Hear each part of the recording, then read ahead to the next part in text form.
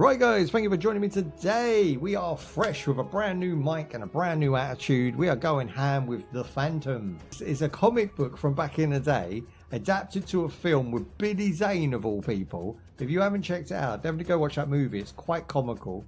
And I love The Phantom anyway. He's kind of like a sort of more humanized version of Deadpool, but more so like the Punisher. So he's like a more family friendly version of the Punisher. And it's like mixed into this like purple spandex dude.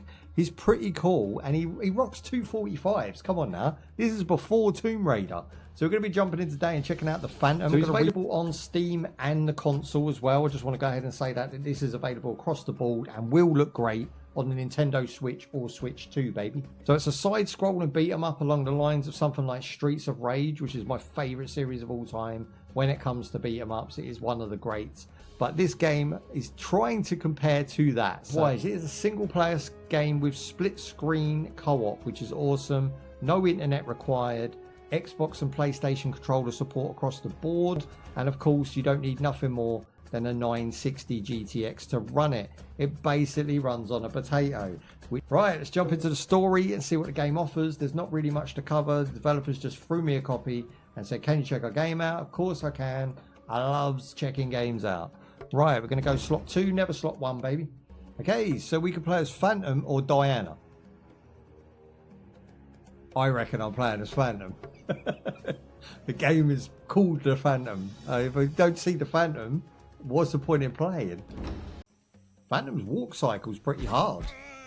My man's tough. Look at his walk. You want to come at me, bro? Punch a bish in the face. Yes, son. Boof, boof, boof, boof. Monkey. Yes, monkey magic.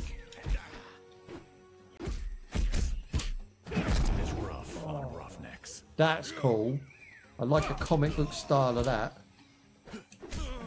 That's a really nice touch. This game's coming with some attitude. I like the way it rolls. I like the fact he kind of poses different directions with his guns. I like all of that, and I feel like it's got enough style and enough going for it to give Phantom an actual good start at becoming a good superhero again, you know? People who, like myself, remember Phantom, remember him from a comical way.